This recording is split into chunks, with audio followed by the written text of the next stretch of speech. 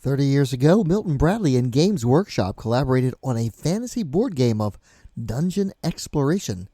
It included detailed miniatures for all the monsters and heroes, furniture for the dungeon's rooms, and was lavishly illustrated and produced. It was a fun, simple game meant to introduce the concept of fantasy role-playing games to a younger audience, but it quickly became a classic and much-loved game for all ages. In 2021, Hasbro released under its Avalon Hill Games division its successor meant to recapture the exciting feel and gameplay of the original. How did it do? The answer coming up right here on RPG Retro Reviews.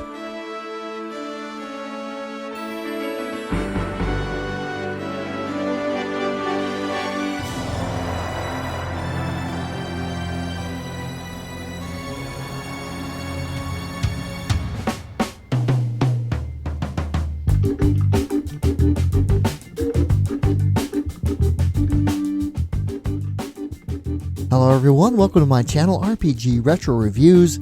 I'm Captain Courageous and I review old school modules and games and try to give them a fun and informative analysis. If you have a collection of polyhedral dice, if you enjoy sitting around a table pretending to be heroic warriors, wizards, and rogues, or if you get excited at the prospect of painting miniature figurines, this channel is for you. Please give this video a like and subscribe for more content like this. And check out my massive library of old school review videos. This week, I'm taking a look at the recently released 2021 Heroquest game from Hasbro. In June of 2020, I did a full review of the original Heroquest game, so I'm not going to go into all of the same details here. If you are unfamiliar with the game or want to find out more, please check out that video here. But for this video, I'm going to focus primarily on the key differences between the two releases. But it's important to note that in every way, the core rules and quests from the original game are duplicated word for word. This is literally a re-release with more modern production values. However, for the completely uninitiated, let me give a quick overview of the game. Heroquest is essentially Dungeons & Dragons converted into a fast-paced board game with some role-playing elements. The players can take the role of the archetypical barbarian, the dwarf, the wizard, and the elf.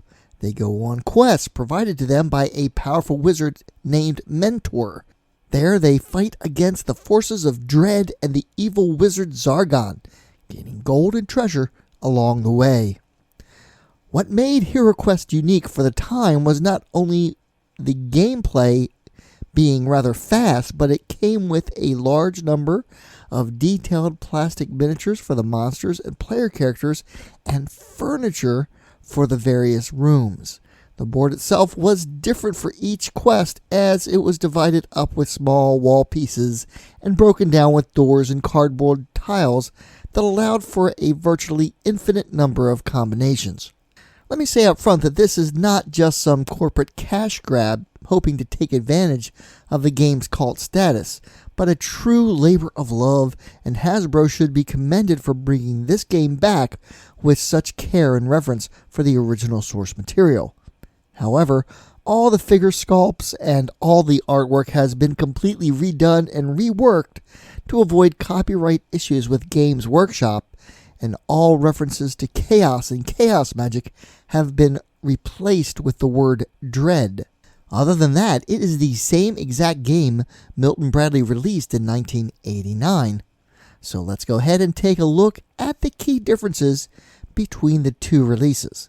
As you can see from the box comparison, the newer version is deeper but not as wide as in the original. This is because the board itself is folded into quarters rather than in half. However, the newer board is actually larger.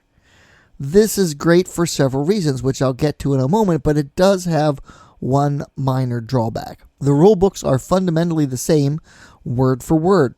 Of course, the high production values shine through here, as now the book is in full color, but Mentor's classic introduction remains fully intact. And as I said, the rules are identical, including the Roll to move for the heroes. Side by side, you can see that the size and shape of Zargon's screen is identical. Though the artwork is similar, it has a few minor changes and differences in color and style. The interior is virtually identical, though the Chaos Warrior has been replaced with the Dread Warrior, and the Femur has been replaced with the Abomination. However, in both cases, the game statistics are identical. The game comes with 2 component trays. When the sleeves are removed, you can see that one contains the character sheets, cards, doors, and furniture, while the other holds all the miniatures and dice. Note that the doors are now plastic instead of cardboard as in the original, though the number of closed doors, 5, and open doors, 12, is exactly the same. The miniatures are 30mm, making them slightly larger than the original, and of course it is a different sculpt.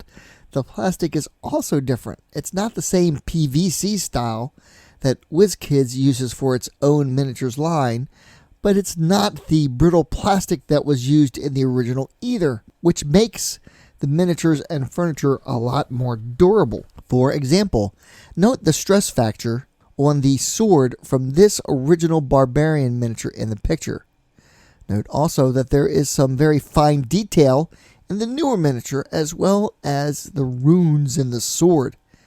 As in the original, these will be a lot of fun to paint.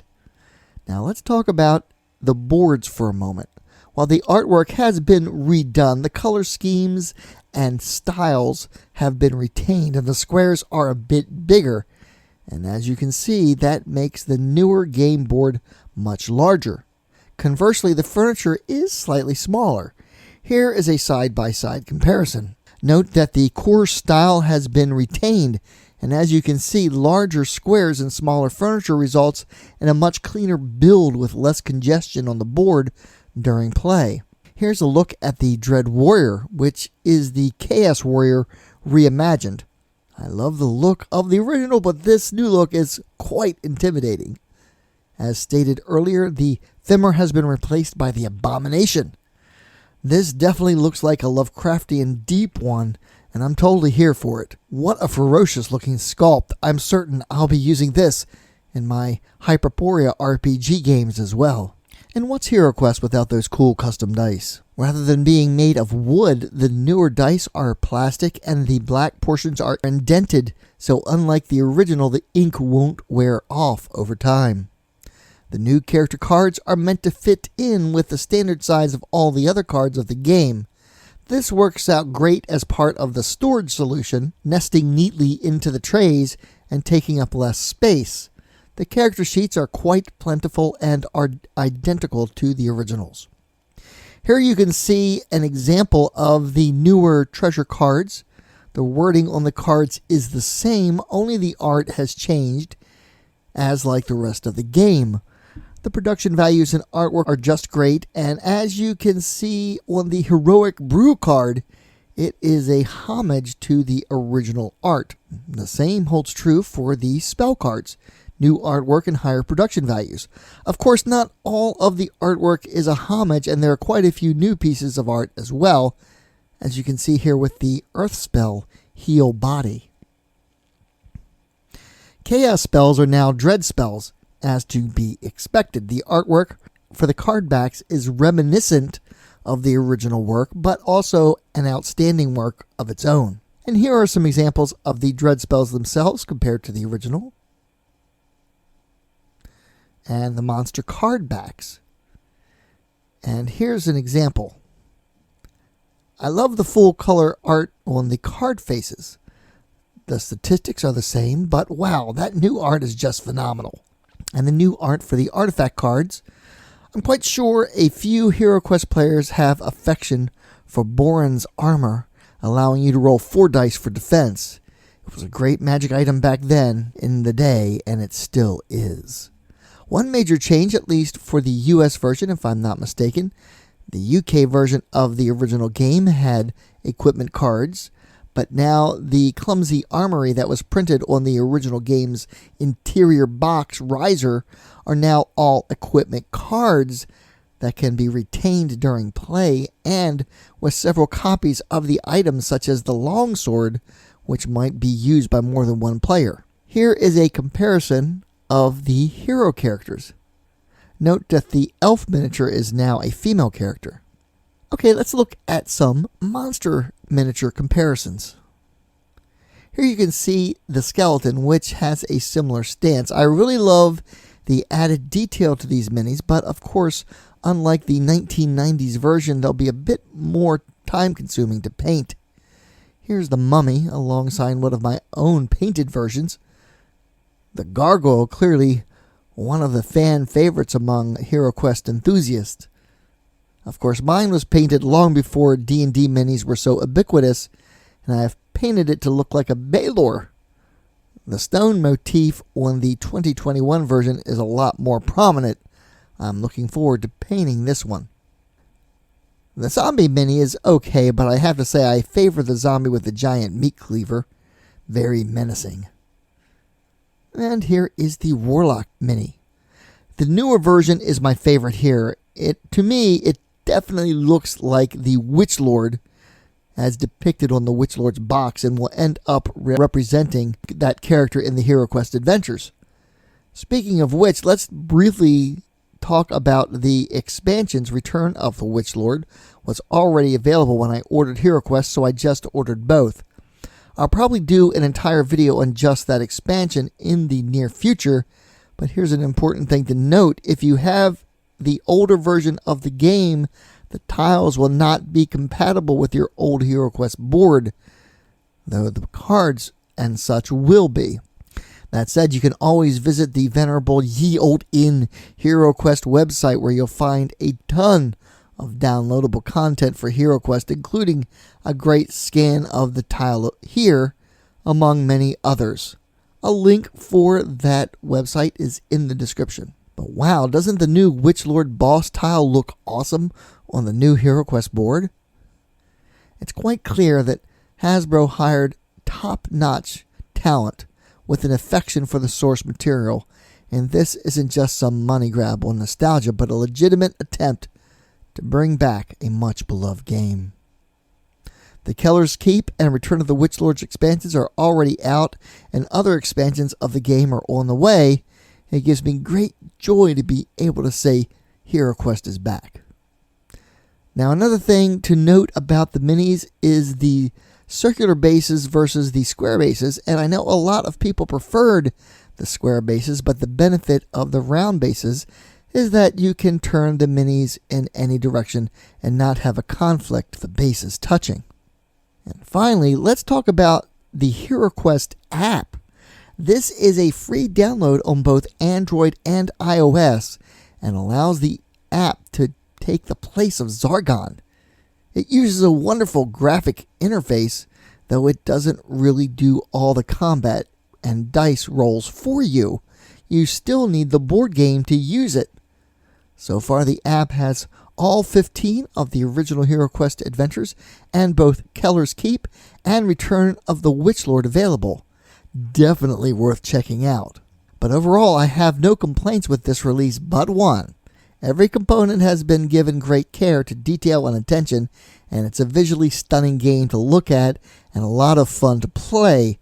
But all of that doesn't come without a hefty price tag, and the retail price of the base game is around $130.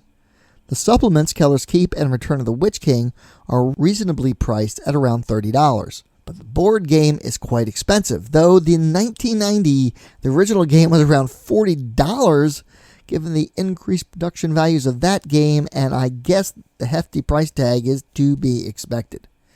If you're not already familiar with the game and would like to get a better idea of the actual gameplay, I've already done a comprehensive review of the older editions, so please check that out.